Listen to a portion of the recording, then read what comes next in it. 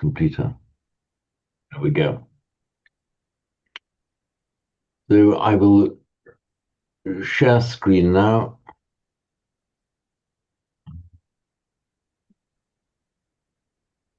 So share.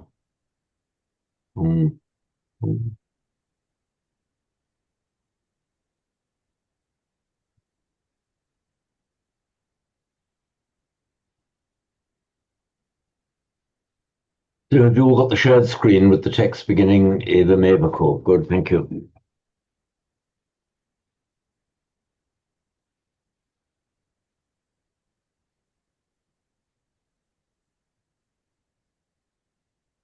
Eva Mavacor. This could equally have been said just evam or tata, meaning thus, but the evam evacor is the emphatic way, which we could translate as in exactly the same way, in just that same way. Evam evacor pikave appakate satta ye manusse supachajayanti atako eteva satta bahutara ye anyatra manussehi pachajayanti. So this follows on from the earlier paragraph in the text of the Anguttara, where the Buddha points out that there are numerous beings who dwell upon the face of the earth, the dry land, but more numerous are those beings who dwell in the oceans. And he goes on to say, equally, few are those beings who are reborn among humans, but more who are born otherwise than in a human birth.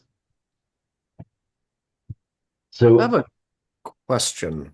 Yes, please, Todd. So with appaka te sata, would it also be reasonable to translate it as there are few beings? I guess using uh, few are those beings really pulls in the te pronoun. Yes. Sorry, so could we also translate as that there are few beings? Right. Um, yeah, I suppose you could. Yes, I think the answer is you could. However, one slight caution there is that we can express it in English with the same force and stylistic effect. Oddly enough, exactly the same way as it is expressed in the Pali. So normally in English, there are few beings who. Hmm. But we can, you can say te sata apa or te sata apaka ye would be the more normal way of saying it in Pali. But there's this slightly poetic way of expressing it, just as we can express it in a literary poetic kind of way in English. Few are they who, and we can do because in English we have to put in the verb are, which can be left out here in Pali. But then Pali and English both have exactly that same way of putting it. It slightly emphasizes Yeah. the fewness of them in Pali Mhm. as in English. So the answer is to your question, technically yes, but it would lose that kind of stylistic effect, which the English, in this case, can directly reflect from the Mhm. Pali. And in some sense, that's helped by having the word for few at the beginning. It That's gives right, kind yes. of Yeah, literary, the position gives it a emphasis. yeah. And you find the same kind of style used in the in the King James version of the Bible, so on. You put the adjective first, just to emphasize that that's the point you're making. Mhm. So, apakate sata ye, few are those beings who manusesu pachajayanti, manusesu here locative plural, meaning among humans. Um, pachajayanti It's from our root jan, um, to be born. Ajan is more like something like, it has essentially the same meaning, but to come to be born. Now, the prefix Pati, this is Pati Ajayanti, which by Santi becomes Pacha Jayanti. This is the Tia becomes Cha, Pacha Jayanti. The force of the Pati here, I've done a note on it in the explanatory glossary. The force of the Pati here, so I think we discussed this earlier when with you, Todd, that it's not just back. There's also a sense of earning back, getting back what you have earned by your kamma. So here it suggests not just reborn, but reborn because you've earned it. You've earned back. You've got back a rebirth, or you've deserved or you've merited a rebirth among humans. Atako, um, so atako, I mean, and here in this respect, etevasata, so that's ete eva, that's ete those, eva and the emphatic, but it is those beings are more or more numerous, bahutara ye, who anyatra manusehi pachajayanti.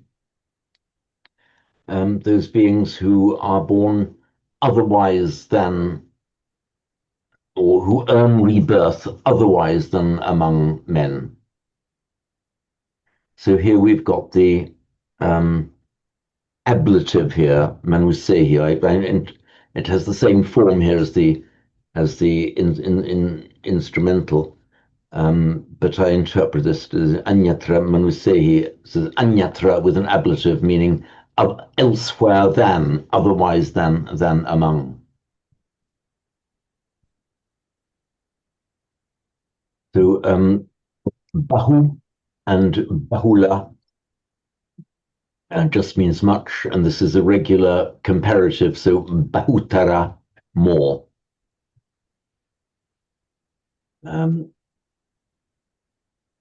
We have the adjective bahu and bahula both mean pretty much the same thing.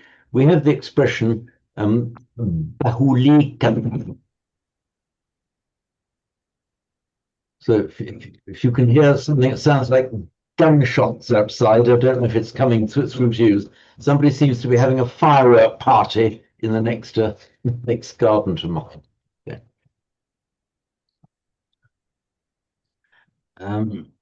Bhutara, more numerous, ye anyatra, who are in another place. So anya, meaning other, and tra is that suffix in indicating place. You can have kutra, where, atra here, tatra there, anyatra elsewhere. This is one of those few cases, this tra ending, where Pali retains the consonant cluster of Sanskrit. It's a tra. Normally, if you had anyatra in Sanskrit, it would become anyata. So anyatra in Sanskrit would normally, you would find it as anyata in Pali. This is one of those cases, the tra, where the Pali just happens to have retained that consonant cluster. So it's getting a bit loud from me. In exactly that same way, amongst apakate sata, few are those beings, ye pachajayanti manusesu, who are reborn among humans, atako, and here, or in the same way, edeva sata, those beings bahutara, those beings are more, it is those beings in the greater number, who anyatra manusehi pachajayanti. gain rebirth otherwise than among humans.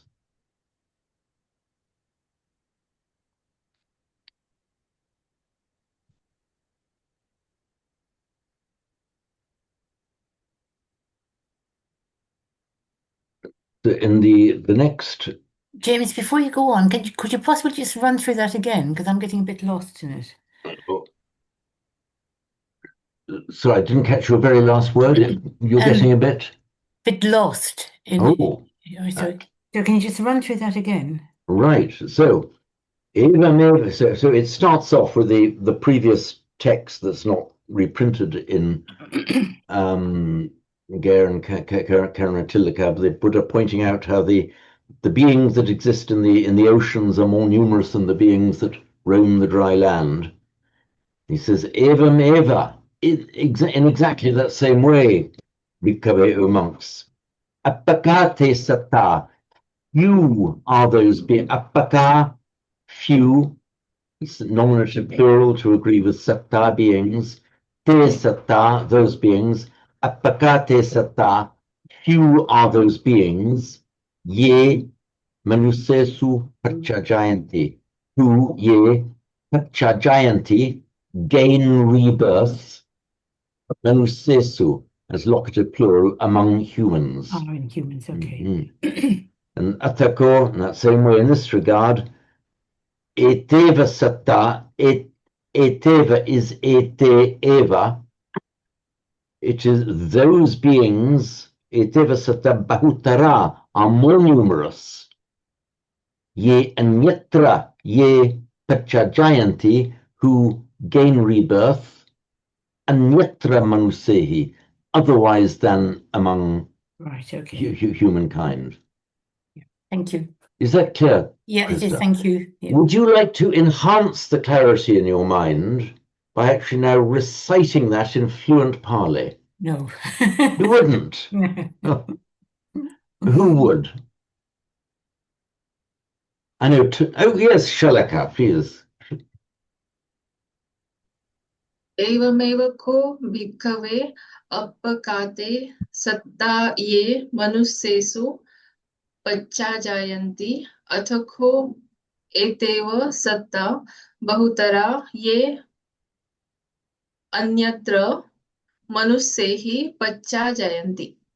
Wonderful, yes, that was perfect.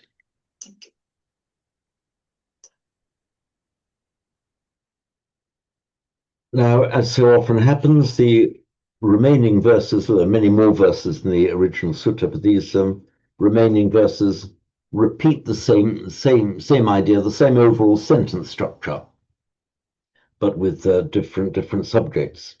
So the next one,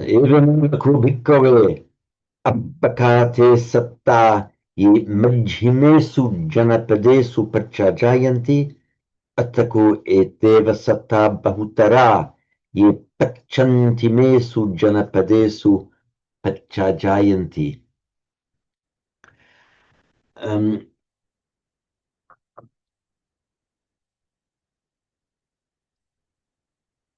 Janapada,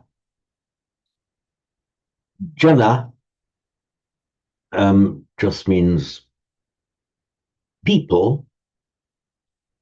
As we know, it's from that same root, generation. In Greek, it is genos. In English, it's the same word that comes in as a genus, meaning a type of the genus and the species. But here, it means people generally. So, and pada is that word of multiple meanings, the polysemic word.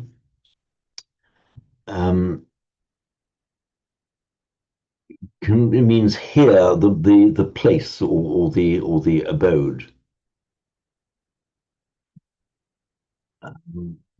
For example, in the Appamadavaggo, the chapter on Appamada in the Dhammapada, it has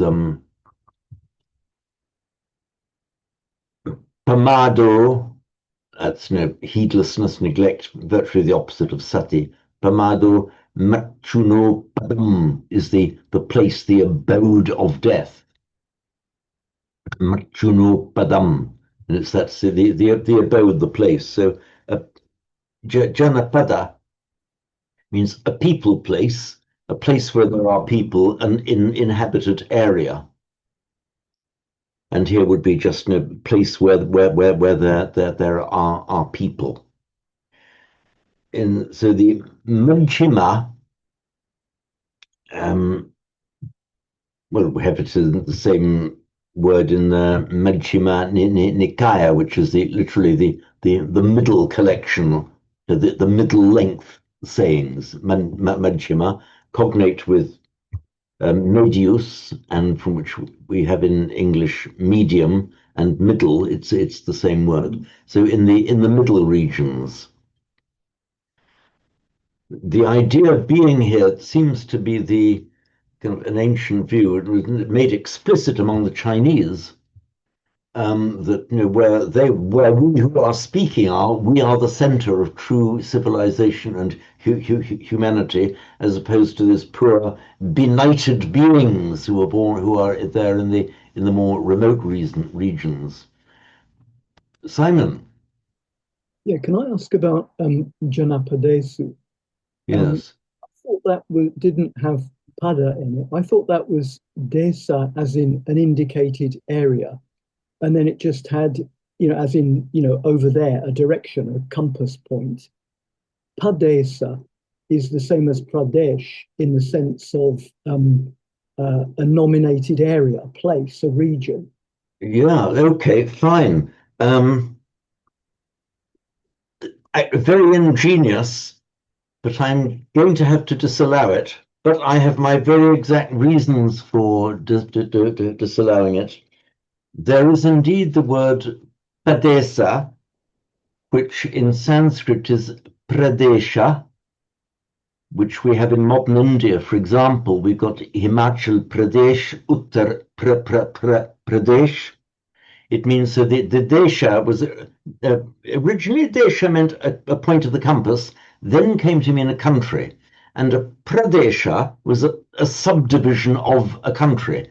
In fact, in modern India, the word used in modern Hindi, I'm sure you do the same in Marathi as well. Pradesh is a state. So you've got the whole of the country, but the individual states of India are called Pradesh, and Uttar Pradesh literally just means the northern state. And Himachal Pradesh, for example, the Himalaya mountain state. However, where your interpretation falls down is because this is a locative plural. So the esu ending is not part of the word padesa, but it's a locative plural of pada. If it were padesa, it would be janapadesesu, the esesu. The esa is part of the original word, and the esu added as a locative plural to the end of the original word. But here we have did you say why the original word cannot be padesa?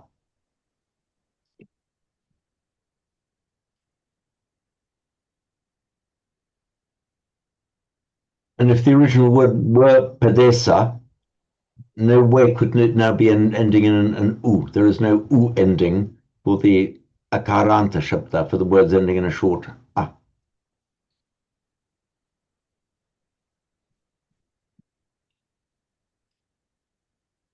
Do I detect any residual resistance to my point, Simon?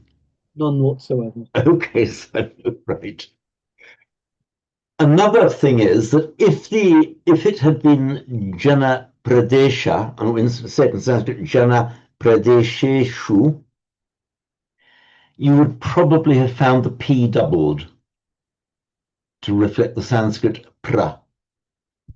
So we didn't need another indication because the ending of the word itself shows that it has to be from pada. stem pada locative plural padesu, but we would that clinches it. But an even further thing is that we would probably have found a doubled P if the original was Pradesha. So the Janapada would just mean something like the race thing, the people's thing, the people's The people's place. okay, Yeah. yeah. In fact, I've done I've done a note on it just below. Where are we? Where did I put it? Here we are. Where I've highlighted on shared screen now. There's a typo there. You've got Japa Pada. So I have. Thank you. Thank you. What would japa mean? There is the verb japati, meaning to recite, particularly so japati, japa, recitation. But no, you're right. Thank you for pointing that out. I put it elsewhere. Okay, I think that was the only place. So few of those beings who, gain rebirth. Majjimesu Janapadesu. By the way, I saying that the Chinese make it explicit is because since the most ancient recorded times, of course, Chinese written records do go back a very long time indeed. They call their own country the Zhongguo, which literally means the central country, the central kingdom, as if they are the center of the earth, and everyone else is a slightly lesser and on the outside. And I quite some time ago, I was talking to one Parisian who, without any sense of irony or embarrassment, just said to me, as if it were a fact, Paris est le centre du monde. Paris is the center of the world. And he said it as if he honestly believed it. Anyway, there it is. We all tend to think, well, I suppose it's normal. Each one of us is the center of our own little universe, aren't we? But trust the French actually to say it out loud to an Englishman. In the States, the New Yorkers have that same reputation. So, okay, right. So, it seems to be a human universal that you will compare yourself to others. So the New Yorkers have. I'm interested to hear that. I'm interested, but not totally surprised to hear that the New Yorkers are so. Which part of the States are you from, Todd? I'm in Chicago. Oh, right. Okay. Okay. I mean, in Europe we have the Mediterranean, don't we? The Mediterranean, the Middle Sea. Oh, yeah. I suppose that there is some kind of justification for that because most of the then civilized world, as was known in the West, you could see, okay, well, this is the sea, and we've got a civilized Greece, slightly civilized, well, highly civilized Rome, slightly civilized Greece, according to the Romans, the barbaric Africans, but they're all the sea is in the middle of them. So on that point, I think we could say there is some kind of objective justification for their use of that term. In fact, the Arabs also use they call the al-Bahr al-Abyad al-Mutawassit, literally the central White Sea. Why they call it white, I don't know, but the Arabs also refer to it as the Central Sea. But again, there is some geographical justification if that's the part of the region you're living in there. And in India, there was the idea that the India being the center of the world, and there are these outside oceans. The original Pali text that has not been reproduced in Karunatillaka is actually quite interesting. I'm just going to, so I hadn't got my iPad linked. Bear with me while I link my, here we are. Just going to link my iPad.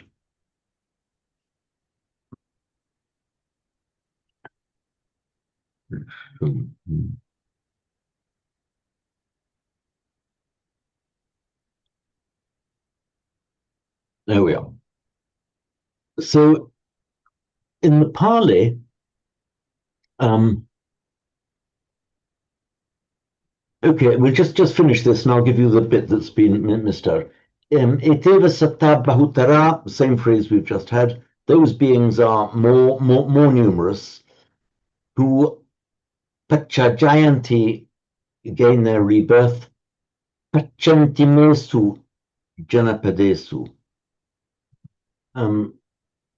Now I've explained Pachantima in my notes that anta means an end or the extremity. In fact, this word identical in Sanskrit and Pali, anta, cognate with our English word end. It's from the same Proto-Indo-European root.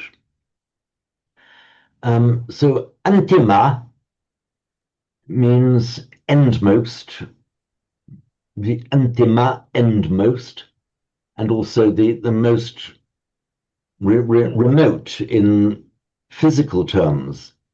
So here, the prefix prati has the more physical meaning of up against, towards, so towards the end, the extremities. So pachantima means existing at the extremities, and therefore remote. So pachantimesu janapadesu, in the outlying, in the remote areas. The Pali actually goes on to say, I hadn't spotted it by the time I came to do this written version, otherwise I would include it. In fact, I only spotted it a couple of days ago.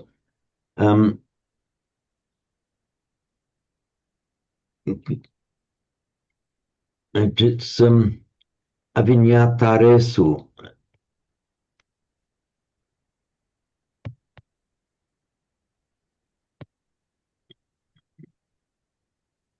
Lakesu.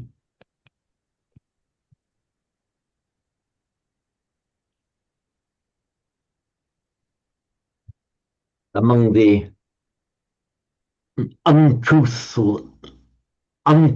barbarians or unwitting or unknowing, unenlightened barbarians.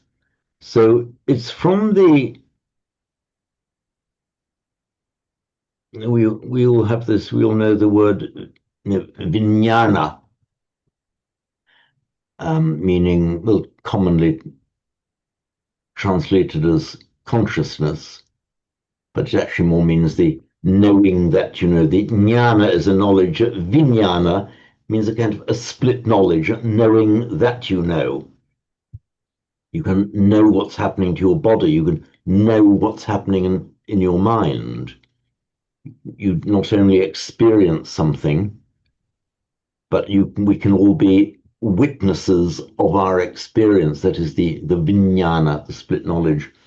But it's also meaning, just has a more generalized meaning of people who've got some intellect and some understanding. And this is a slightly unusual form of the adjective here. There's the vinyataram, vinyata, one who knows. Sorry.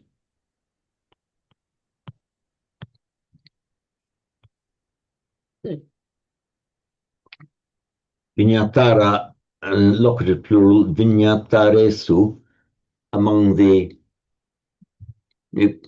conscious, sensible, milakesu. Milakesu is a word roughly meaning barbarian. Roughly. In fact, in Sanskrit,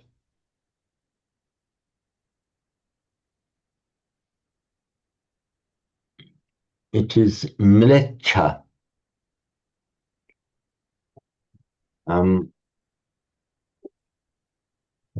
and it's sometimes quite amusing. You can slightly tease the Hindus, tease the Brahmins, because mlecha in modern northern India it's pronounced just mlech.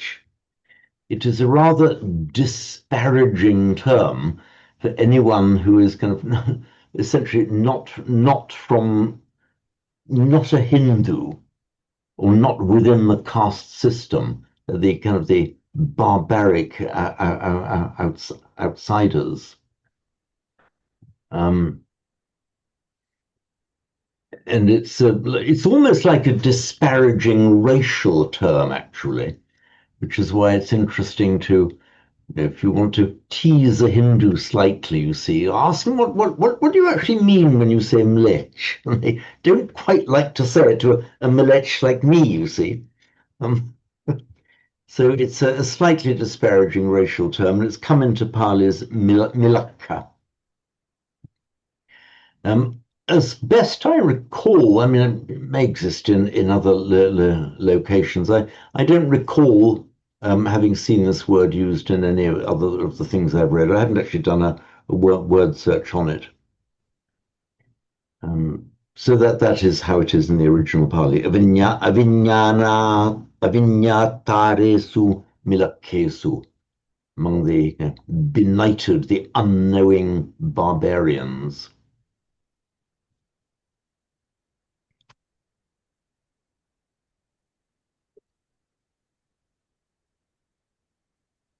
And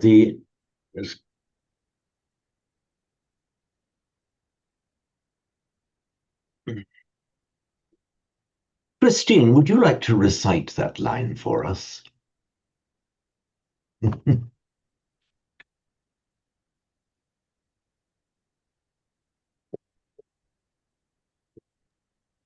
Let's see then.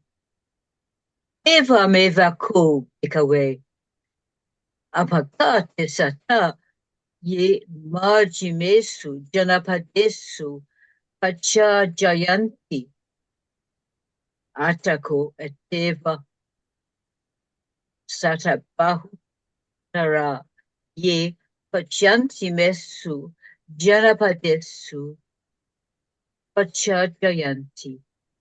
Right, that was pretty good, save that a couple of minor errors over vowel lengths. Remember, not esu, it's always esu. It's always one once more. So just say janapadesu chajayanti.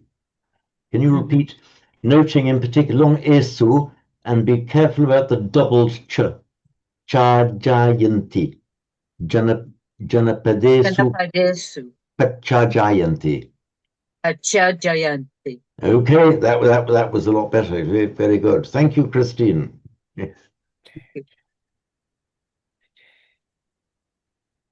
Now for the next line, Evameva Bhuvikaye Appakate Satta Ye Punyavanto Ajala Anela Muga Patibala Dubhasita Dubhasitassa Attamanyatum Attako eteva sata bahutara ye duppanya jala elamuga napatibala subhasita dubhasitassa attam anyatum.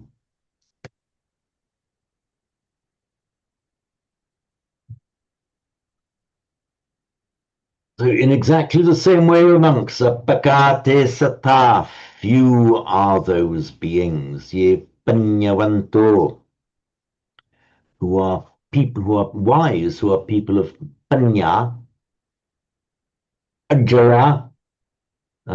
It's the jala is jada, right? Yes, so jala is jada in Sanskrit. It becomes often the intervocalic d, intervocalic subdotted d becomes a subdotted l, a retroflex l in Pali. You notice the same phenomenon in Hindi actually, where you don't say bada but bada, where it becomes like a retroflex r sound. Um, so Jada then just means like dull, slow, stupid, who are wise, unstupid, Anelamuga, literally clear-throated, means not dumb. Because it seems that dumb, um, it has its literal meaning of unable to speak, but also equally in Pali, it had the pejorative, more colloquial meaning of being unintelligent, just as we use in modern English if somebody is dumb. Simon. Yeah, I saw another version of this, which is that somewhere in the suttas, a jackal or a dog is described as anela muga. The possibility being that it might even mean drooling, as in so stupid you're drooling. That's right, yes. There seems to be a slight, I mean, you've probably seen the entries in the PTS dictionary there. There seems to be some, not complete clarity about the exact etymology there. I even slightly get the impression that they've glossed over the difficulty in PTS. I would have gone into it further, but since it's just one fairly uncommon adjective there, I didn't actually bother. But now you've sparked my interest. Maybe I will have a further look at it. So it could also, as well as literally dumb, it could also mean drooling. But in both senses, the idea is unintelligent. So here, it's not just not stupid. Very often, where you get a word with a pejorative meaning, or indeed it can be with a good meaning as well, and if you just negate it, it doesn't mean that it does not have that quality. Sometimes it means it does not have that quality. Sometimes the negation means that it has exactly the opposite quality. For example, we often find it in the word in the kusala and akusala. So kusala having the meaning, well, skillful in the sense of skillful upon the Buddhist path. Where you have akusala, it just doesn't mean that it is without skill. It tends to mean that exactly the opposite. I mean, actively unskillful. So anelamuga would either mean, well, it means intelligent because either mean not not having an ailum, not having a blocked throat, meaning having a clear throat. So I'm tripping over myself now with this unclear etymology. But basically, it means anelimuga, intelligent, but with the not drooly throated, not drooly mouthed, or not dumb mouthed. Patibala. So bala means strength. Pratibala, or pratibala would be in Sanskrit. Pratibala is counter strength. Counter strength, meaning here possessing the countervailing strength. In other words, there is a task to be done. Do you have the necessary countervailing strength to overcome that task? Are you capable of doing something? Have you got what it takes? It takes something. Have you got that corresponding strength to give to the task? Here, pratibala, it can be both a noun, meaning the ability or the counter strength to do something. It can also be actually, it's quite an unusual form of a possessive adjective. It means possessing the counter strength. So it can be used as both. I think it's more commonly used as an adjective. So they are pratibala, they are counter strengthed, they have the counter strength, and therefore they have the ability. Agnatum, to know, and this is the tum ending of the infinitive. So they are patibala, followed by an infinitive, capable of knowing, discerning. The attam in Sanskrit would be the artham, the meaning of subhasita dubhasitassa, of the subhasita and of the dubhasita. In Sanskrit, that would be the subhashita and the durbhashita. So the subhasita, literally well spoken, means that which is, let's done a note on it here. Yeah, literally that which is well spoken, and dubhasita, Sanskrit durbhashita, that which is badly spoken or badly stated. Also in Sanskrit, actually, the word subhashita means like a well-spoken. It has the meaning of like a proverb, like a bon mot in French, something that is nicely stated that sums something up in a few words, like a proverb. Simon. Yeah, I think that there's quite an important potential doctrinal point here as well. I was thinking about this a lot, that if dubhasita just mean, it could mean the Dhamma that is badly spoken by a less eloquent practitioner. So it's saying even if a monk is not particularly good at explaining something, one should try and understand the meaning. Or it could just mean that which is wrong, which is a Dhamma. And you're right. Even that's significant in the sense that it's not that anyatam, to know, is you don't just accept the right thing. It's that the Buddha is urging people to investigate for themselves the other teachings, even if they are rubbish and empty, and I don't know, the Jains or the other sects.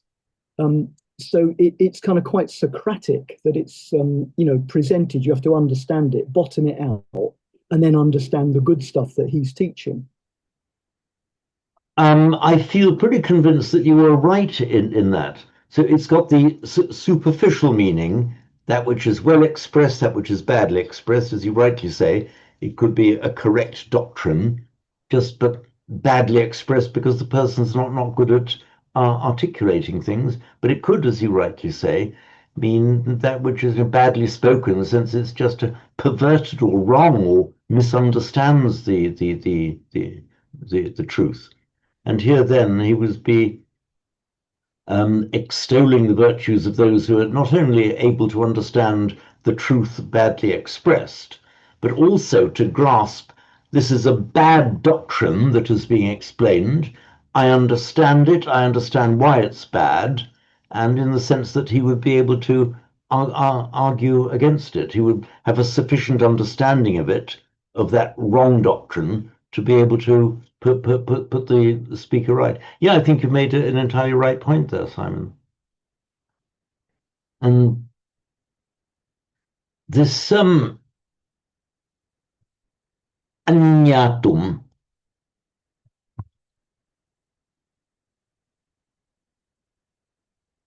it's from our root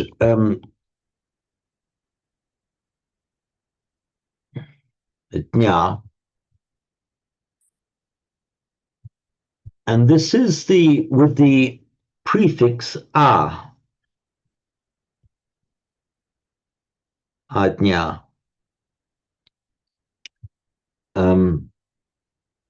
which then in Pali becomes anya, not to be confused with anya, meaning other. It's just now coincidentally looks the same in Sanskrit. It's ajna. So jna, meaning, as we all know, to know. But this is the verbal prefix a with a dynamic meaning, not just to know it, but to get it. It's like a dynamic movement of the mind. You've been trying to understand something and then you got it.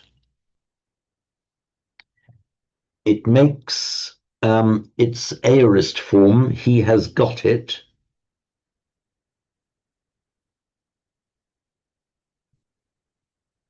Anyasi. And you remember those triumphant words of the Buddha? He was worried when he was explaining his doctrine whether anyone would get it because it's so nippunam, so abstruse. And so he, having discovered that his two teachers, main teachers, had recently died, he then sought out his 5 old mates with whom he had been, wandering, and he explained the doctrine to them. And Kondanya, it was Kondanya who then, having heard the Buddha preaching his first sermon, said, Yang kinchi samudaya dhammang sabbantang nirodha dhammang. Everything that has the nature to arise, all of that has the nature to cease. Thus indicating by saying that he got it. And then it's a rather moving story, actually. You can sense the Buddha's sense of triumph. Anyasi kondanyo, anyasi kondanyo. Kondanyo's got it. So that was the moment he realized, yes, there are those with but little dust in their eyes who will get it.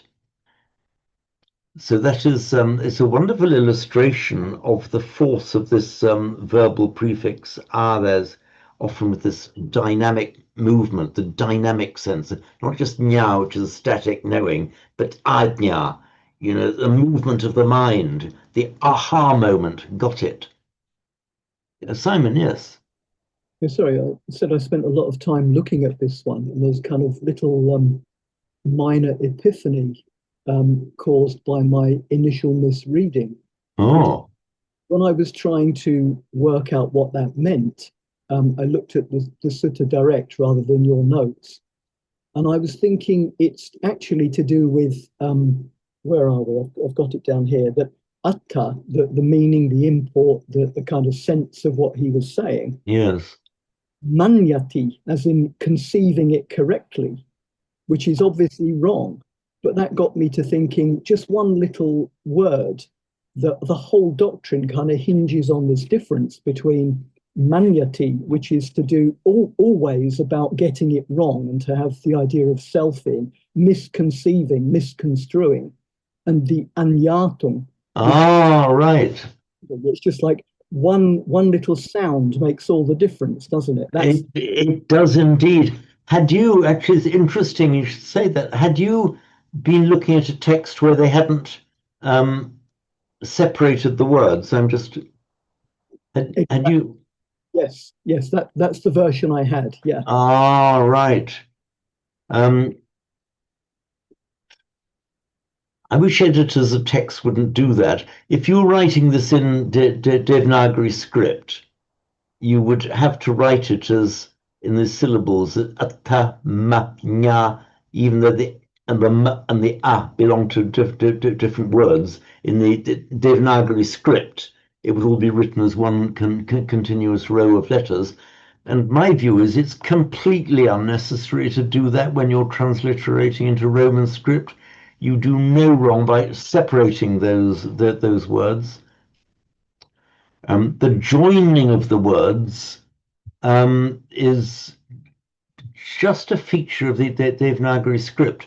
And for example, when they're writing in the Thai script, when Pali is written in the Thai script, they separate the words. So yes, I mean, years ago I got into awful troubles thinking that looking up this word beginning with an M, when in fact the M is the ending of the previous word. And presumably, I mean, it's even more kind of poignant in the sense that we are named, like mankind, we're named after the thing that we do wrong, manyati. we're the creatures, the beings that conceive rather than the creatures, the beings which know, which understand. That's an interesting take on it. Firstly, before I move back to your point, Simon, I detected from Todd's body language that he'd had the same experience as I did, looking up for words beginning with an M, when in fact the M belonged to the previous one. Maybe you're being a bit too harsh, Simon, on this meaning of the word manyati. And it basically means thinking, using your mind, as I've said many times before. You've heard me that this root man is the same as the Latin mens, mental, and our root mind. Um, I'm not sure that it necessarily, I mean, very frequently it does refer to wrong use of mind, misconceiving. The word mana, often translated as pride, is from that same root. But I don't think it necessarily relates to misconceptions. I think it nearly always does. I mean, when the Buddha begins to explain something, this kind of, tanking manyati bhikkhave, what do you think? And they always Yeah. get, they never have the right answer. And it'd be interesting, I mean, just to do a little search to find out whether manyati, whether when people are manionizing, they actually come up with the truth. I think it's always slightly negative. Well, that's how it struck me anyway. So if I were to ask you, if I were to say something, if I were to utter something, and I were asking your opinion, Simon, in Pali, I said, Kim manyasi, I would not be saying to you or implying, what is your misconception? I would genuinely be asking you what your thoughts were about it. So I think if the Buddha says Kim manyasi, what do you think? Am I right or am I wrong? And the bhikkhu says, "Oh, you're absolutely right, Buddha." Maybe he's genuinely asking him for what he thinks. So I think you're possibly going a bit far in thinking the word necessarily assumes a kind of misconception or a wrong thinking. Well, I will look for other examples, but I mean, it's got this sense of kind of conceiving or deeming something to be the case, doesn't it, really? It does. It is certainly an activity of the mind, as indeed the very word itself imports. But although liable to human fallibility, I don't think it necessarily imports that it's wrong. It's just an activity of the mind that could be right on occasion. I will research further. Let's do some more. It's a very interesting point, Simon, you've raised there. But for example, from this root man, let me call up the iPad again. From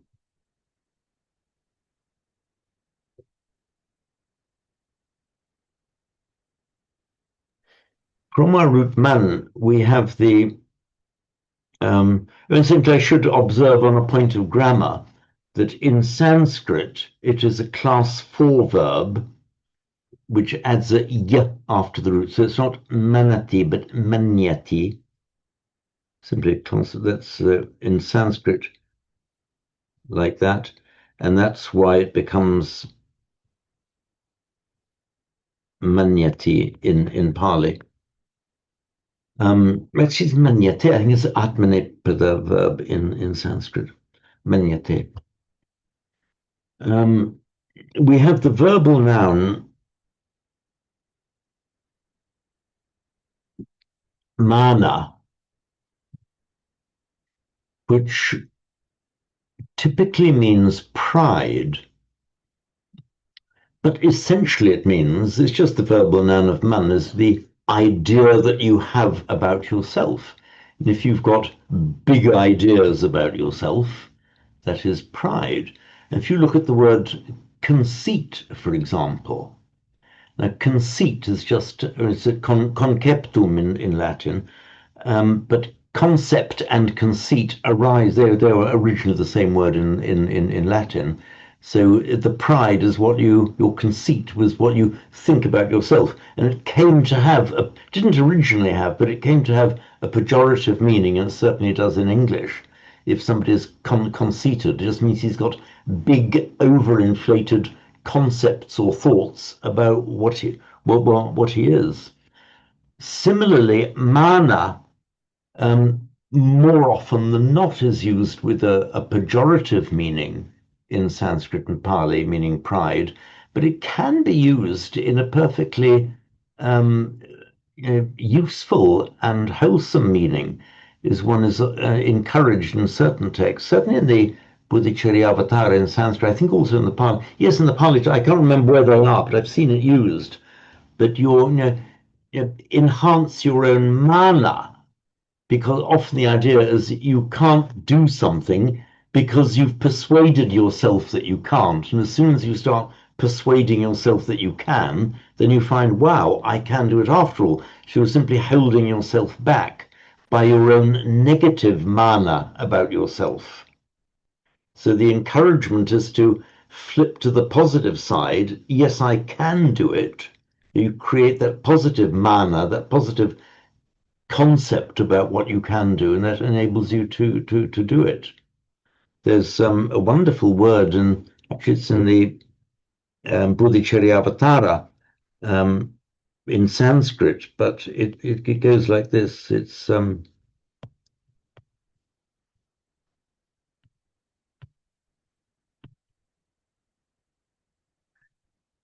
the manyana would mean just the mentating, the act of thinking.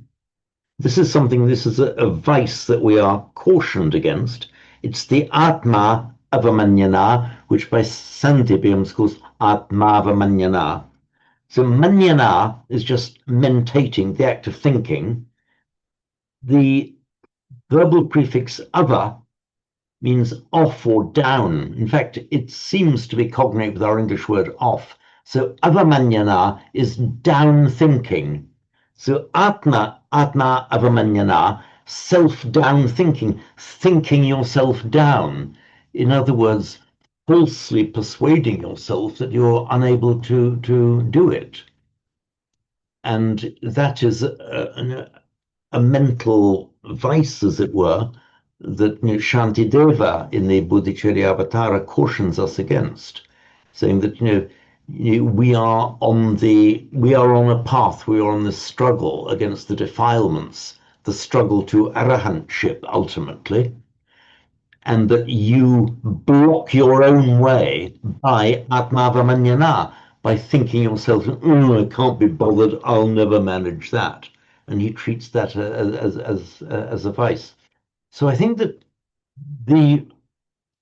my position, and I'll leave Simon to do the research to try and knock me off that perch, that man on its own is morally neutral. It is the working of the mind, and like so many other things, it can be good or bad. Like the word chanda, for example, meaning a desire.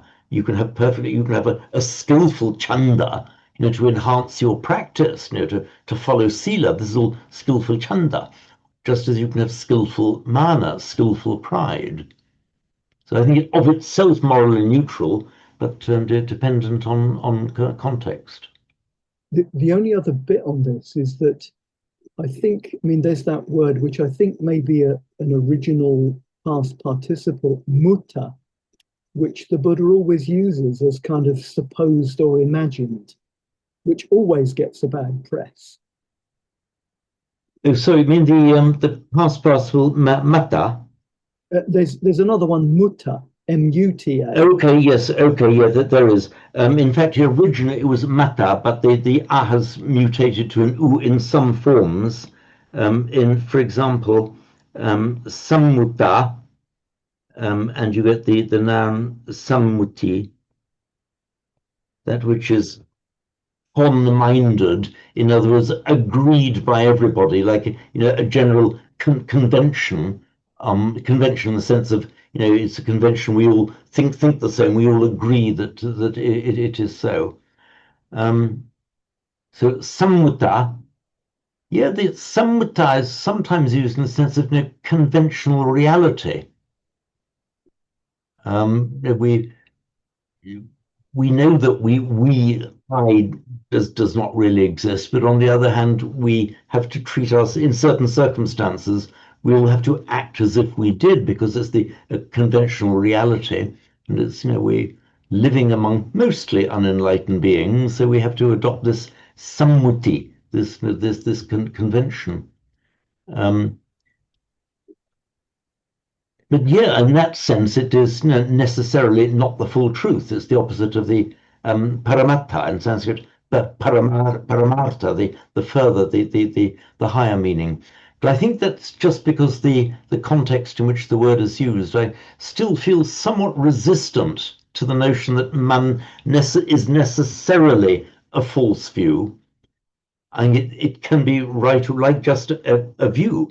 I mean, you can have mitchaditti and sammaditthi, false view and right view. The word ditti of itself is kind of morally neutral. It can be right or wrong.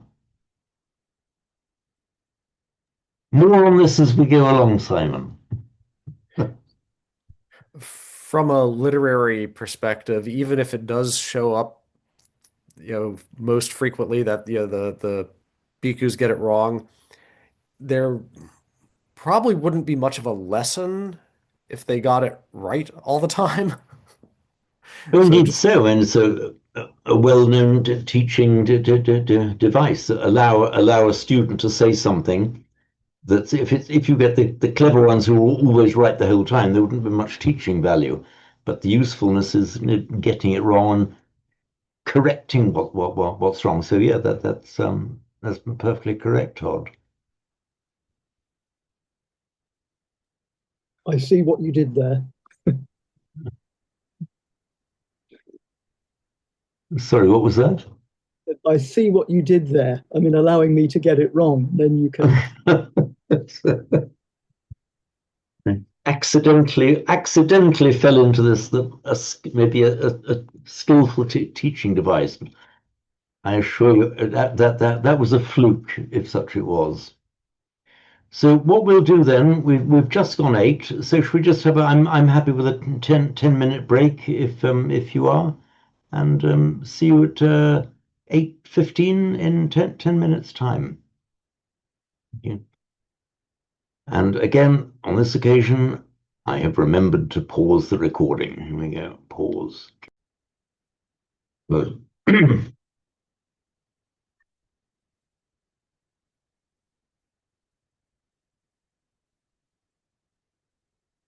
Okay, so we'd reached this middle point of this line here.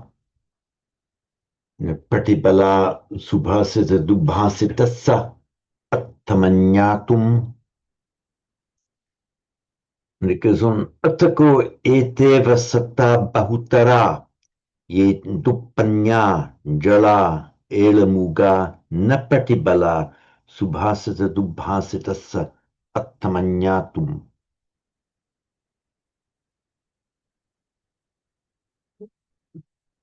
This is Panyavanto.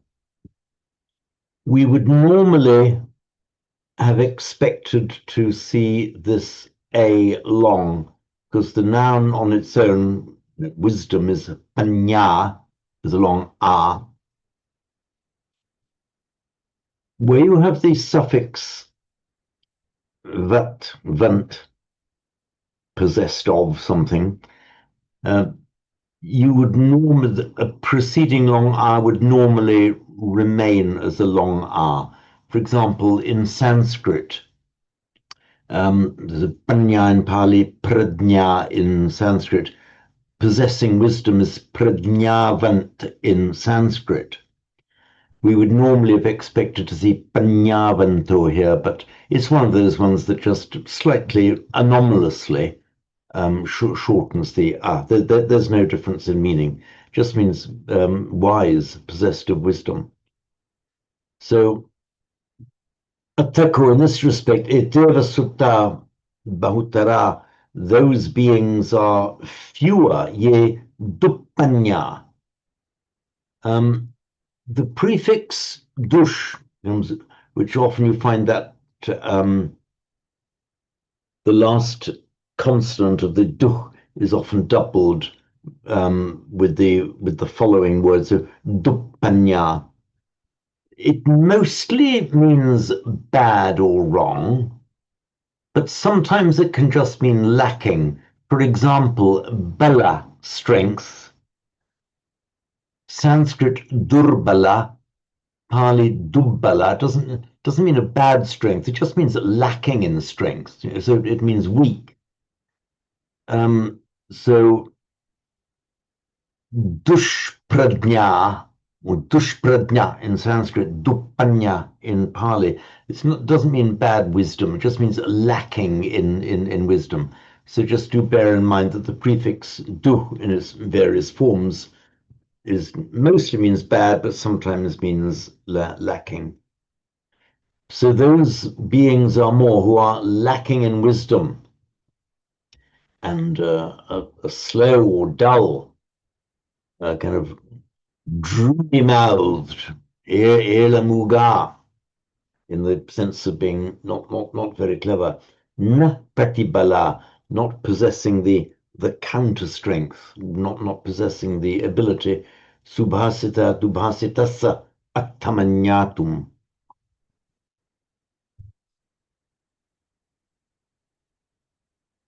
So the structure of that sentence is the same as the previous two. Before we move on, are there any queries or doubts about it?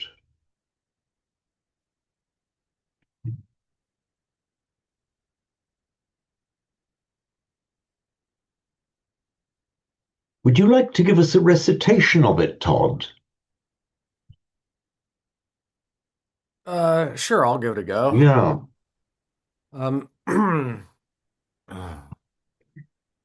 Beginning with Eva Meva.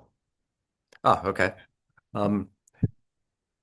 Eva meva ko bhikkhave appaka te satta ye panyavanto ajala anelamuga patila patibala subhasita dubhasita attamatra attam anyatung atako eteva sata no atako eteva sata bahutara ye dupanya jala elamuga na napati bala subhasita dubhasitassa atang at atta mana. Wow, I'm having trouble today. It is a bit of a tongue twister. Yeah. Attamanatung. You pronounce that as if it had an M, so attamanyatum. Right. Okay. Okay, that was very good. In fact, you when you read out the first part of the sentence, you missed out the assa subhasita attam, but you did it correctly on the second time round. So that's fine. Very good. Thank you. So we can move on to the next one, hopefully without any doubts or queries on this.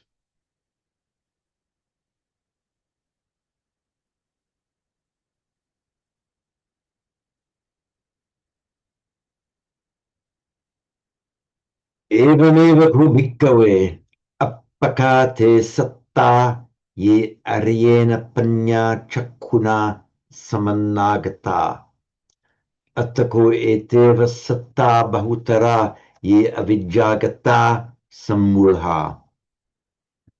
The eagle-eyed among you will have spotted that actually there was a typo there. There should be a long ah.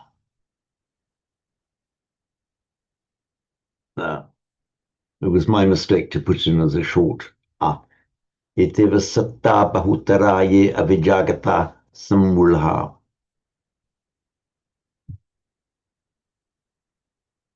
So as before, in exactly the same way, O monks, few are those beings who. Now, samanagata has the meaning of endowed with.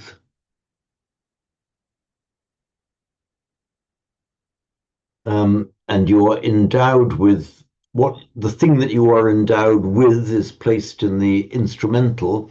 So that's the panya chakku, the wisdom eye. I'll put a hyphen in there. This is a compound word. Panya chakkuna samanagata. So chakku in Sanskrit it is chakru, but becomes chakku in Pali, and it means the eye. Originally, it means the physical eye that you see with, but of course, it means the figurative seeing eye. So there's the eye of wisdom. So this is a noun ending in u, and so it makes its instrumental in na, una. So chakku, instrumental chakkuna. So panya chakkuna samanagata, endowed with the wisdom eye.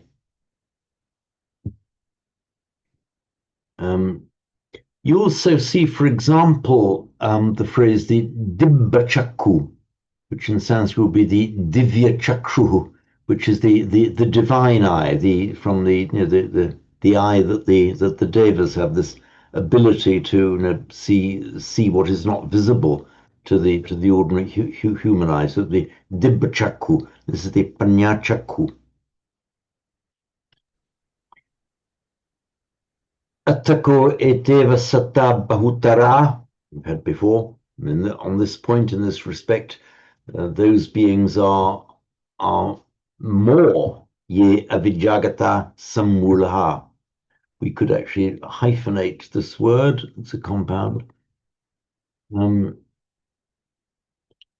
Gata is a well-known word meaning literally it means gone.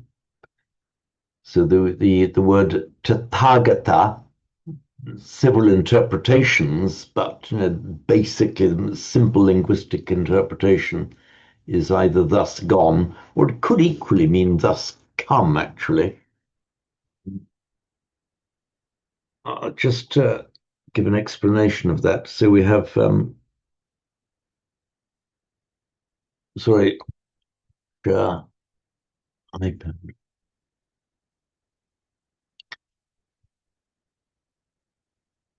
Gum, to go. Gata, gone.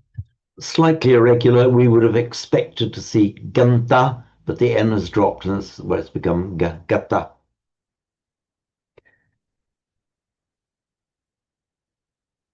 With the prefix a, that reverses the motion. So gata, gone, agata, come. When we have the phrase tathagata, I don't think this has ever been fully resolved or fully agreed on. The tathagata could mean one of two things. Tathagata, literally thus gone, or it could be linguistically equally correctly tata agata. Oops. And by the normal rules of Sindhi, tata agata becomes tathagata. They merge into one long R. So if you see the word tathagata, it's impossible to tell from the shape of the word. The same applies in Sanskrit and Pali. Impossible to tell from the shape of the word whether it was from tathagata or tata agata. This is a case where through Sandhi there is an ambiguity there. Does it mean thus come or thus gone? But coming back to where we are, The literal meaning is gone. You sometimes find it as the second member of a compound, meaning in a state of. So avidya, ignorance, ignorance gone. In other words, in a state of ignorance, gone to a place of ignorance, just means in ignorance. Simon. I think the in the state of is the reason that Richard Gombrich gives for rejecting the idea that it's one who is thus come and thus gone, or that in the context it's just the Buddha wishing to refer to himself as one who is thus, one who's like this. Like, don't try and label it, but it's one like me, as it were. Right. You have preempted what I was actually going to come back round to, because if you look at the gata here, means gone to, meaning in a state of. So we can understand avidya gata, ignorance gone, mean gone into a state of ignorance, therefore is in a state of avidya. And Gombrich there, a very ingenious fellow Gombrich, has interpreted there the gata as possibly, and I don't think Gombrich actually comes down and say that it is how it is, but did he offer that as an alternative explanation? I think he favours that one. Yeah. Okay, right.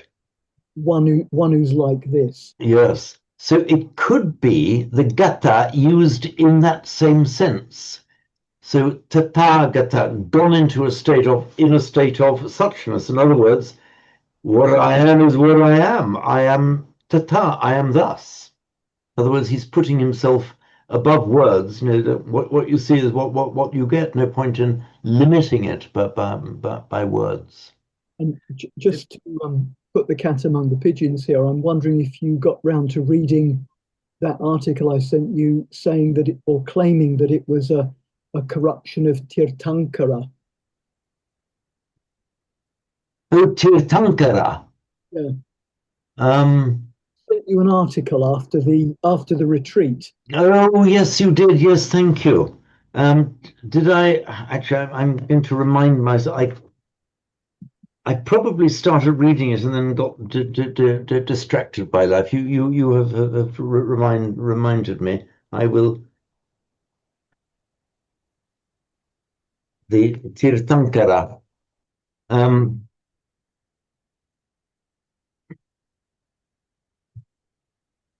I shall deal with that because it's an interesting word. It's from the root tri, meaning to cross. If you are writing. Sorry, thank you. Oops.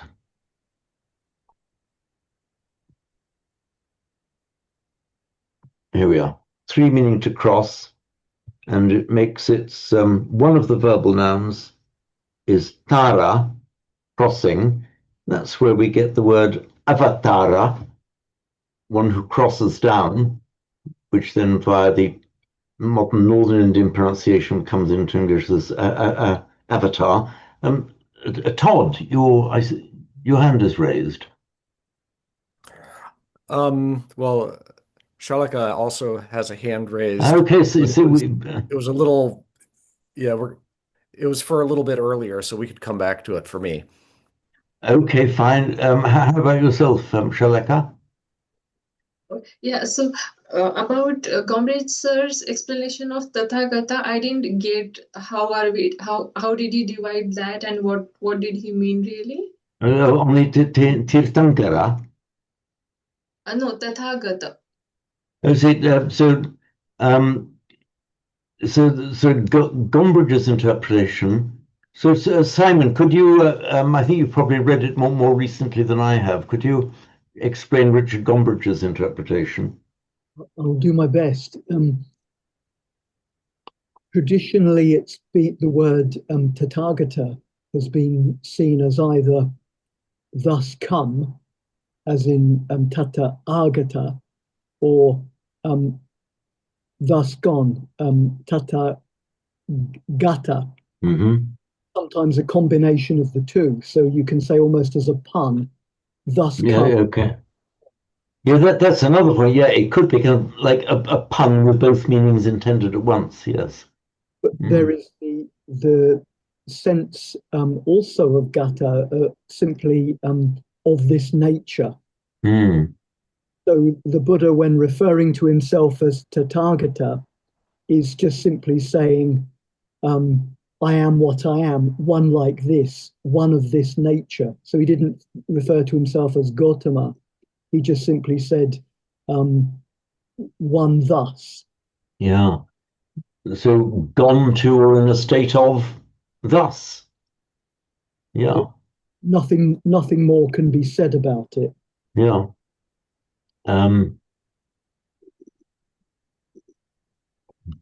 and this could well be one of those things where whenever we see that word, we just hold all of these meanings in our mind at the same time.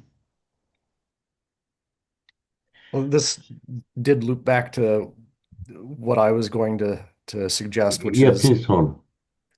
it seems like um, the word become in English kind of has that state quality. Yeah. And You also, were something, you have become another thing, move from one yeah, state to another. Yes.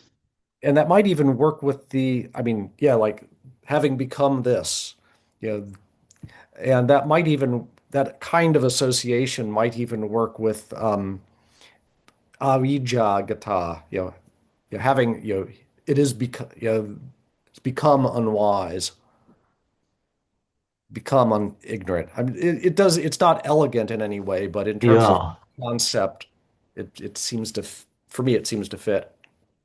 Yeah, it's that's yeah, I think that was what was kind of reflected when I said gone into a state of ignorance or become yeah. Um yeah, so I don't think there was any conflict between those two approaches, but yeah, I certainly agree with you, Todd. The interesting whether it's a corruption of Tirthankara. So we've got the root three, we've got the verbal noun tara. We also have um, another noun from it where the becomes an ir, tirta.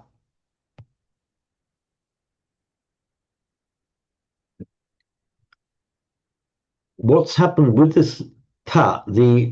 It's the ta verbal noun ending,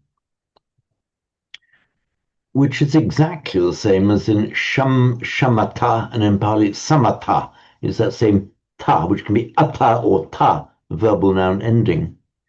From the root three, the root becomes tir this particular case. It's slightly irregular. So tirta means a crossing, and therefore, in particular, a crossing place. So the verbal noun originally just meant the act of crossing, and then came to mean a crossing place, a place where you could go across. Now, I think among the Jains, you might know this, Shalika, because you live in the land of the Jains, don't you? You have Yes. the Tirthankara, it would be Tirthakara, but this one is a declined compound. So Tirthankara is literally a crossing maker. Now, the significance of a crossing maker, somebody who makes a place where you can cross over, is that you often find in the imagery used in the religions of India, I mean, along the Hindus and the Buddhists and the Jains, you've got what you call it, you have the great floods, the great river to be crossed. You have in Hindi, you talk about ispar and uspar, this side and that side, meaning this side, human ignorance, and the other side is the enlightenment or heaven, what the other side of whatever you want to cross. So the Tirthankara literally means the crossing maker. It's the spiritual teacher or guide who gives you the ability, who creates the crossing for you, gives you a means of crossing over that flood. And I think this phrase is used, it's not really used among the Buddhists, but I believe it's used among the Jains. Yes. Is that right? Yes, absolutely. Okay, right. So the Tirthankar is somebody who makes the crossing for you, creates a place where you can cross. He shows you the way to go to the far side, to the far shore. Yeah. So is that phrase still used among the Jains now? I have a feeling it is. Yes, it's a quite a common phrase for the Jains. In fact, you know how we have 28 Buddhas, likewise, they also have 23 or some number of Tirthankars. Oh yes, in the Buddha Mangala, one of the gathas we use, isn't it? The Tirthankaram Buddham, isn't it? One of them is actually, or is it Tirthankara would be in Pali.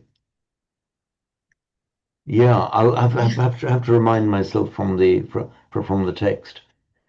I will read that article, Simon. My first reaction is that to get from Tirthankara to Tathagata is just a little bit fanciful. That would be much more of a phonetic corruption than we're used to seeing. I mean, Pali would be perfectly okay with the phrase Titankar, Titankara. Pali wouldn't have a problem with that. I mean, not sure it exists in Pali, but it's perfectly capable of existing. But to make the corruption from that to Tathagata would be contrary to norms. I mean, the word does exist in Pali but it's only ever used for the other sects, isn't it? It's for the Jains and for other people. Yes, that's right. Yeah, And I think again, it's nothing to do with the language and how it's corrupted, but I think the author of that article is saying how whenever the Buddha refers to himself as the Tathagata, it's always something to do with the showing of the way across the flood. Oh, okay. Declares the law or shows how where to cross, how to cross. Yes, and yeah, well, because as we just said, crossing the flood is well-known imagery for the spiritual path. I will read that article, Simon, and maybe I was a little bit too over self-righteous in my statement. I will happily climb down if the article. I will climb down with good grace if the article so persuades me. James, Yes, please, Shalika. one question. How do you say the root TR? How do you pronounce it? This one. Yes. Okay. There is some doubt as to how this vowel, because it's treated as a vowel in Sanskrit, how it was pronounced. Generally speaking, in modern India, you would hear, for example, the re, pronounced like a re, people, or sometimes a rup even. So we say mrita, meaning dead, or mrita or mrita, you'll sometimes hear. You'll hear Sanskrit, and we write it in English as Sanskrit, but the RI is in fact treated as a vowel in Sanskrit, just written with two letters, because it's a r with an e, a ri, ri. However, there is an alternative theory that it might have been pronounced just as an sound. Would in ancient times, was it Sanskrit or Sanskrit? We don't actually know. It was one or the other. Now this vowel r or can also be lengthened, and that's why I've written it here with this with the macron over the top. Was that pronounced in ancient times as a tr with a long sound, or tree with a long e sound? Tree. We don't actually know, but from the various, for example, chants that we can hear on the internet when the Brahmins chanting Vedic, they all seem to pronounce it as a ri or a ri sound, ri short, ri long. Okay, well, I just accept that that's how it's done now, by among the Vedic chanting Brahmins, but we still remain in a state of some ignorance of how it was pronounced in ancient times. We have to remain content with our ignorance. We simply don't know. We know there was a kind of r or r sound there. That is clear. Just was it or ri? I couldn't say that either is wrong, and I can't proclaim that one is right to the exclusion of the other. It's perfectly possible that in different parts of India, even as now, you get slightly different pronunciations of what is the same sound. Alas, I don't think we will ever know. But with Sanskrit pronunciation, there aren't too many things like that. It's normally all fairly clear. Thank you. So tr or tri, we can't say. They might both be right. Certainly, at least one of them is right. We can just have to leave it like that. For example, we find in the word for father, the root form is, sorry, the stem form is pitri. In its nominative singular form, it is pita, father. In the genitive plural of the fathers, it's written in Romanization like this. Now again,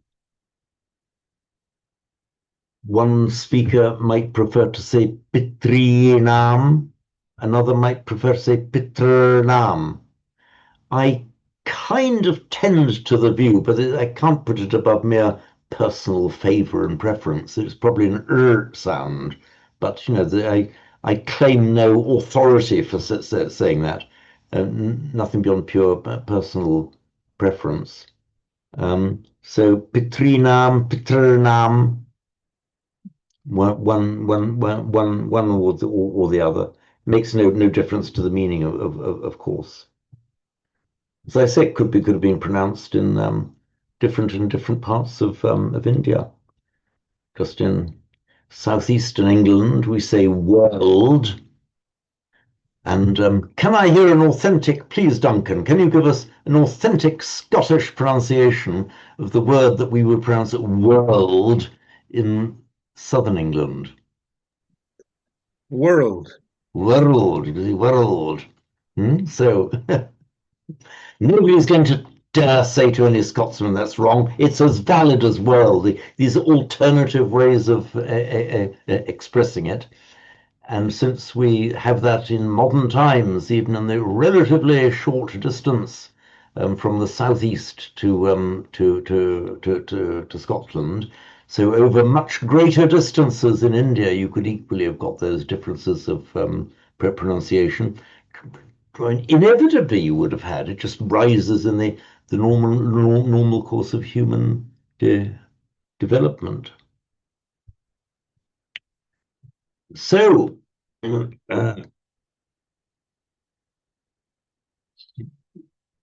where we were.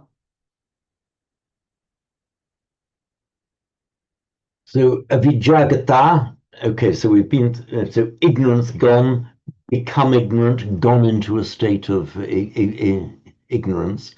We have a slightly similar thing in English, and there are a few words.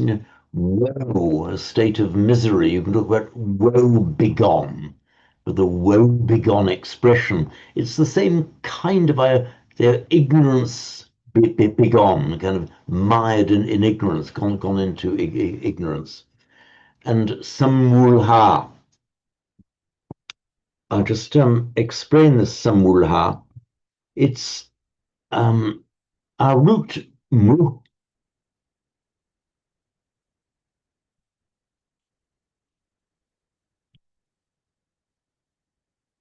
meaning yes, to be bewildered or confused, or deluded.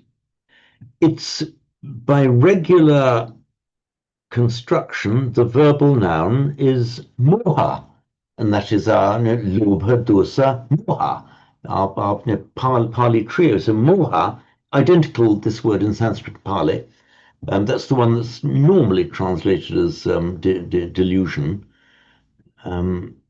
But it's yes, it does have that meaning. It's also the state of mental confusion, bewilderment, not really understanding things as they are.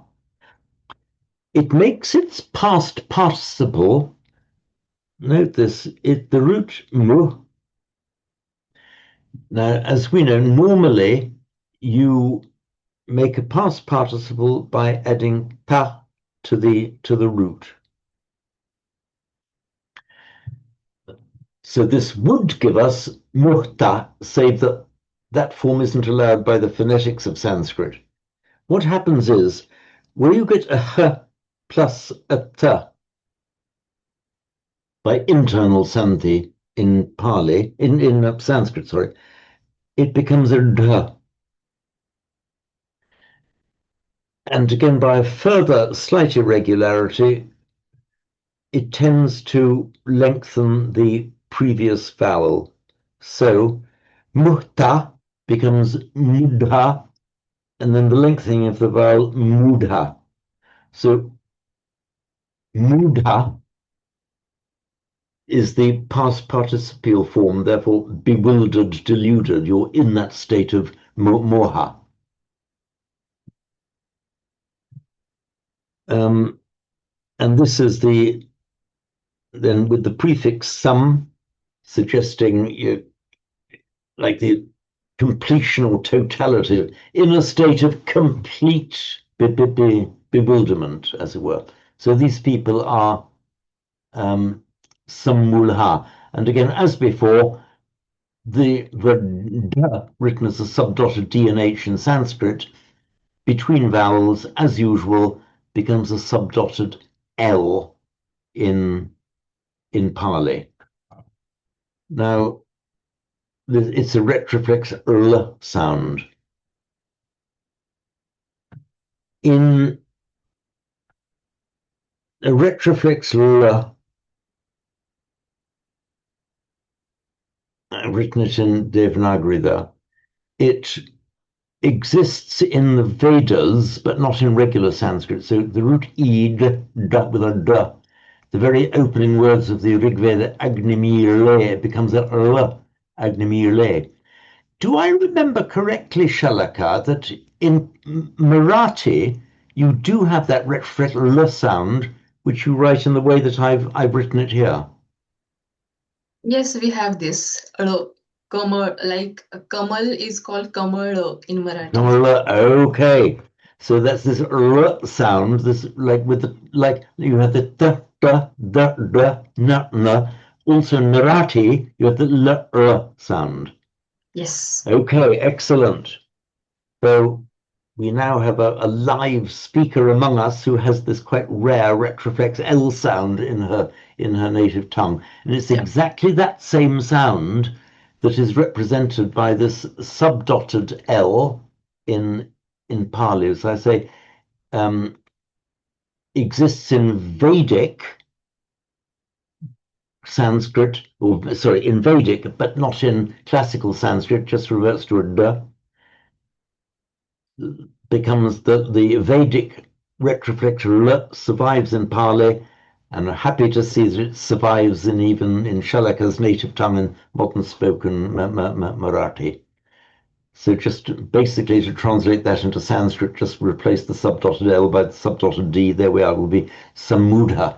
in Sanskrit.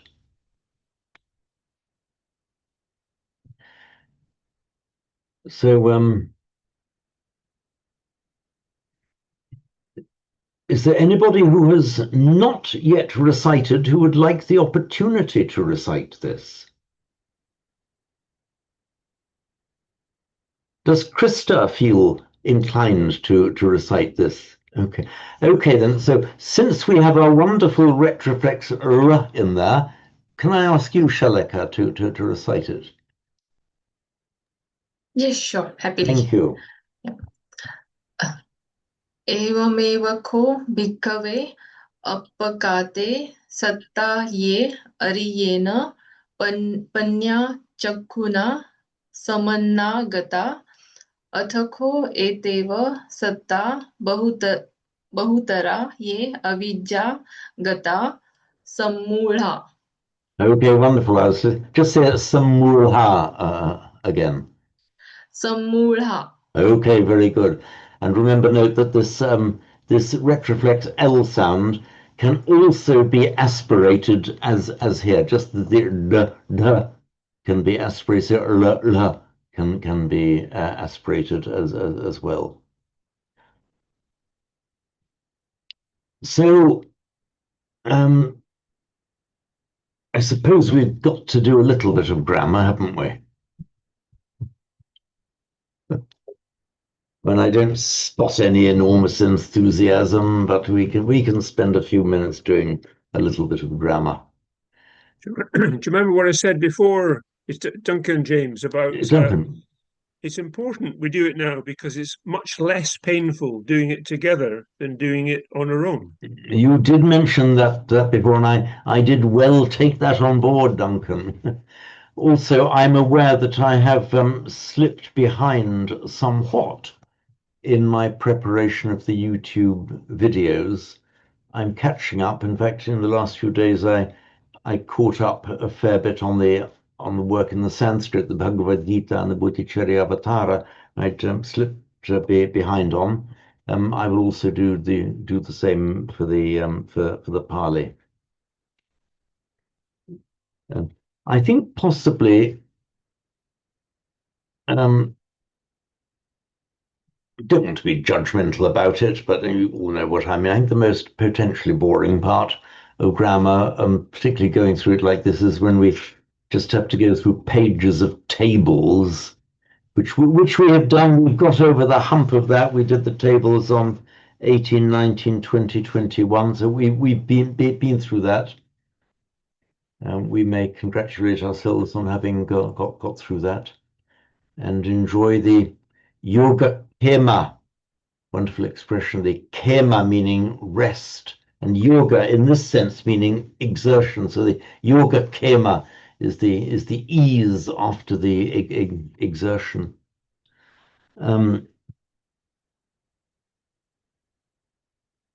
So the last bit of table we've left is now it starts at the very bottom of page 21 and it's the top of page 22. There's nothing much to be said about this. It's the just the word katama, which means which or what, as an in interrogative.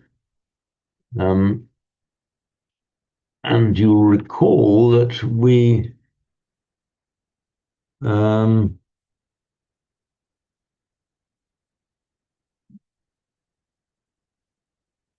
was it that I think in the first reading there's this tihi bhikkave angehi samanagato, possessed of three characteristics or qualities. And then you can say katamehi tihi, by what three, meaning what are these three that you're talking about? I can't remember that's in the text or whether I've made it up, but anyway, there are these three qualities. And if you want to say what three, you say katamani tini, what three, meaning what are these three qualities that you're talking about? And they give it in the text as katamehi. Okay, katamehi tihi. So he's tihi, and thank you for that, Todd. tihi, angehi, samanagato. Samanagato, endowed with, possessed of three qualities. So katamehi tihi, meaning what three? That the question follows on using the same case as the positive statement, meaning by what three, accompanied by what three, that accounts for the instrumental plural, katamehi tihi, by what three.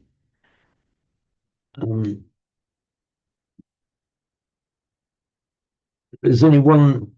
So the grammar, the declension of it says etc. at the bottom of that table. Just means it follows that the same as the other as the rest of the pronominal declension. There was a subtle distinction in Sanskrit. You have two words, katara and katama, with a ra or a ma at the end. And katara specifically meant which, but which out of two, whereas katama means which out of three or more. So that is a distinction that is observed in Sanskrit. Katama, which out of two, katama, which out of three or more. In Pali, the distinction is not observed, so katama, you can even use katama, even if you're asking about which out of two alternatives do you mean? That would be a mistake to do that in Sanskrit, but it's fine in Pali.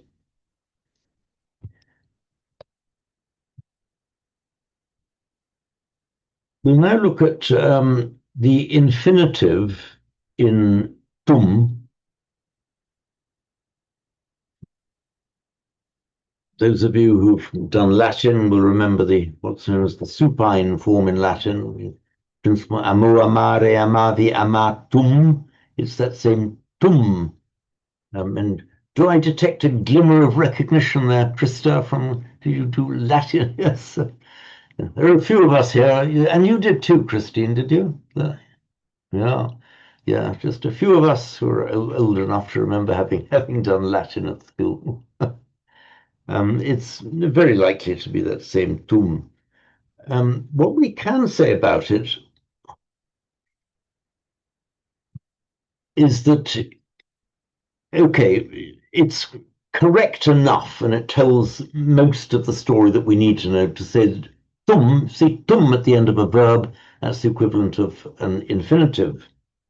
I want to go, gantum ichami.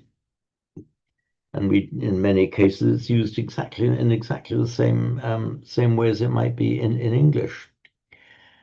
So this we'll call up iPad.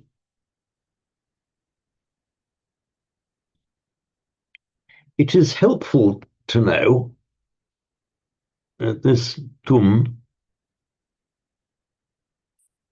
which is identical in Sanskrit, by the way, but here it is helpful to go back to Vedic, because in Vedic, you had an ending tu, a noun ending tu, which made verbal nouns. So if we take gam, and of course the m becomes an n before the following t, so gam tu, it makes a declinable noun. So gam tu as a masculine nominative is the act of going. Gam tu. So if you said gantum ichami, that would be treated in Vedic grammar as ichami, I want, and it takes followed by a noun in the accusative, gantum. So there was I want the act of going, which in English you say I want to go. Now, in Sanskrit, this tu ending for a verbal noun has disappeared, but the accusative form, the Vedic accusative form tum, survives now almost like a fixed expression. In classical Sanskrit, would hardly even be regarded as an accusative form of the noun anymore. It's just okay. That's the infinitive. However, bear in mind that it makes a dative. we're looking at a Vedic dative here of nouns in tu. I mentioned this, it is relevant, which is tave. So tave is a form that is used in Vedic, is retained in Pali, but has dropped out of use in classical Sanskrit. And that's a purposive infinitive, for the purpose of doing something. I can't remember where it is, but I'll look it up. But in the Dhammapada, you find that form used for the ha, to abandon, often with a ha, which from Sanskrit, praha, but for the purpose of abandon, it was not pahatum, but pahatave, dative form, for the purpose of abandoning. It comes in a verse something like you know, following virtue for the purpose of abandoning the wrong way. It's some that kind of thing. So that's more of a purposive dative. I'll see if I can. I'm sure I'll be able to find where it appears in the. Just make a note to find, and I'll raise it at the next class. That tave.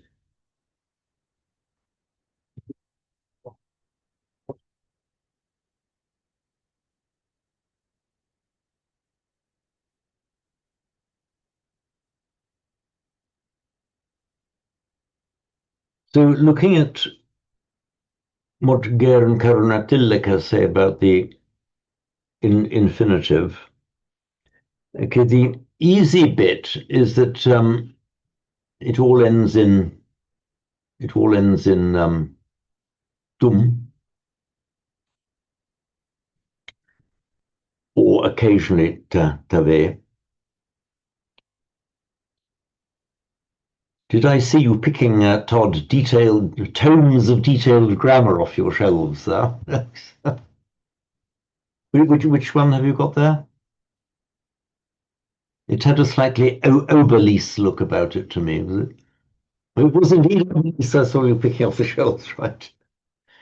I'll come back to you, Simon. Do you happen to know, Tor? I know there was a third volume due out. Do you know anything about when it's likely to be out? No. So I remember reading is due to be 3 volumes, of which 2 are now published, and that Oberlies is a German scholar. Sometimes slightly comes through the way he writes English as well, but it's all very very solid stuff. But he's really just put everything imaginable there. It's all in there. I wish he'd be able to. I wish they'd kind of laid out the pages in a far easier style. It's just all shoved in one solid block.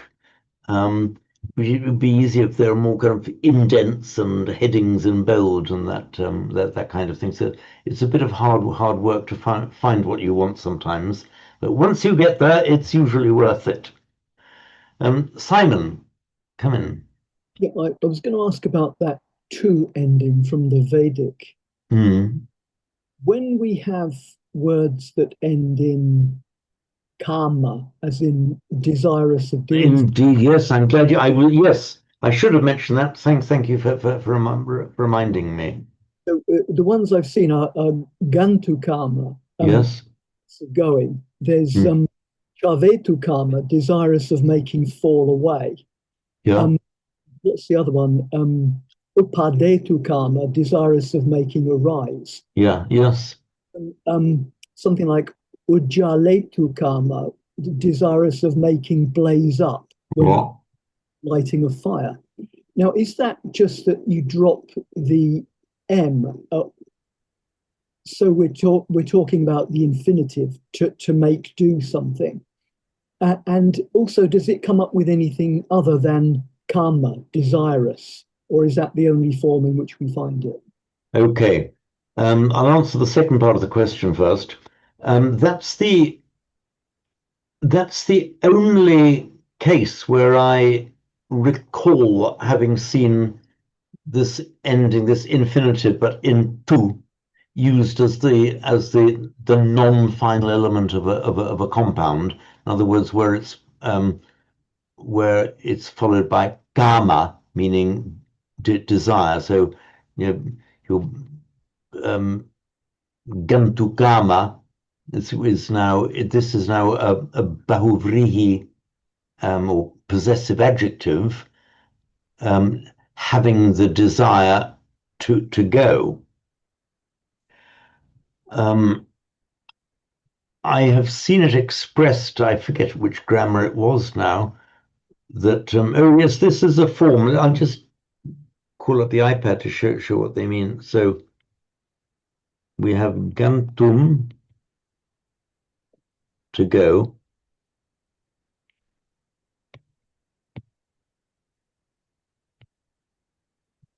Gantu kama, so I say possessive adjective, desirous of going, having the desire to go.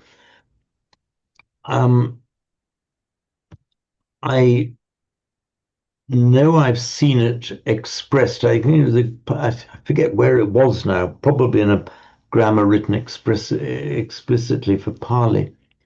That were just said without a real explanation. That you can make compound adjective, infinitive gantum, kama, desire, as a compound having the desire to, and in that compound the M of the infinitive is dropped, gantu kama. However, I deprecate that explanation because we have a perfect explanation if we go back to Vedic. So we have the noun, the just ordinary regular and gantu, and in the masculine form, it's a masculine noun, gantuhu. But we now make a compound of it, so we take the stem form, gantu, and just like any other compound, take the stem form, gantu, add kama, so we get gantu kama. So we don't even have to think about the dropping of an M. We only have to think about the dropping of an M if we forget its Vedic past and just accept it as a crystallized form. The infinitive ends in tum, and you drop the M in certain circumstances, drop the M in this circumstance. But that's, there's no harm in going back to the Vedic and say, well, look, it's a perfectly regular formation in Vedic if you simply understand that it was just a noun, gantu, the act of going. And that also, going back to the Vedic, it helps us understand this tave form, for the purpose of. It's the dative of purpose. Pahatave, for the purpose. Pahatum would be the normal way of just to abandon, but pahatave, for the purpose of abandoning. And this pahatum in Sanskrit and Pali with the tum is also used as a dative of purpose. But as I say, with these survivals in Pali, but not in classical Sanskrit, of the Vedic dative, pahatave, which just makes it more explicit as a dative of purpose. Yeah, Todd. Yeah, since we've been going back to Vedic a fair amount this class, I just kind of a clarifying question. Is it the case that classical Sanskrit was forming about the time of Pali, or maybe slightly before? Or is there a large difference in time between the formation of classical Sanskrit and Pali? Okay, okay, I have to say, what do you mean by Pali here? Well, okay, good point. Okay, but it's a perfectly valid question. The answer to your question was about if we take Pali as being a language. We've got a snapshot. There was a developing language. We had Vedic as it was spoken 2,000 years BC in India. We got the Rig Veda, the earliest record, dates back to around 1800 BC, which is 1,300 years before the Buddha. Now, the Prakrits, the natural languages, the word Prakrita means natural. The Prakrits, So okay, I've started bad. Okay, you've got a certain language that was spoken around 2000 BC in the Ganges Valley. And out of that language, we had the priestly hymns of the Veda being composed. No doubt, maybe in a rather gnomic, refined form. And we had the ordinary language, the ordinary spoken language of the time in the Ganges Valley, that around 2000 BC was probably the same language as early Vedic. Now, the Vedic hymns got composed, and they took upon themselves certain sanctity as time went on, and they got preserved, in fact, very carefully preserved, beautifully preserved right into modern times, preserved by the Brahmins. The ordinary natural languages, the prakritas, literally prakrita means natural, just developed in the ordinary course. So Pali and the Ardhamagadi and the language that the Jain scriptures are written in, which is very close to Pali, are all just, as it were, colloquial developments of that ancient language. By the time we get to the speech as it was at the time of the Buddha, we don't have a record of all the old Prakrits, but we have quite a few. We've got we've got the Pali scriptures, we've got the Jain scriptures, very good records. For example, in the theatrical plays of Kalidasa, the great Sanskrit playwright, we've got the Brahmanas and the Kshatriyas are speaking in pure Sanskrit, whereas the servant class are speaking in Prakrits. And it's actually there, written, they actually pronounced it, enunciated in Prakrit, the natural languages, on stage. Now, back to Todd's question, the mighty grammarian Panini, it was he didn't create classical Sanskrit, he formulated the rules, a bit like an Académie Française. This is the correct way of saying it. By that time, the language had actually moved on quite a bit from Vedic. There are quite a lot of expressions in Vedic that Panini would have said, no, that's not right. He wasn't actually saying Vedic is wrong. He's saying this now is good, refined Sanskrit. In fact, the word Sanskrit means refined, put together, as opposed to Prakrit, Sanskrit, the opposite meanings. Sanskrit, put together, refined, Prakrit, natural, as it comes. And Panini, we don't know his dates exactly, but the best dates are that he was about the same time as the Buddha. So you've got Vedic, that's been preserved. Then you have a form of language that was the refined language spoken by the Brahmin classes, like Monia Williams, was it MacDonnell, described it as like a priestly dialect. And it was that form of the language that Panini laid down the rules for.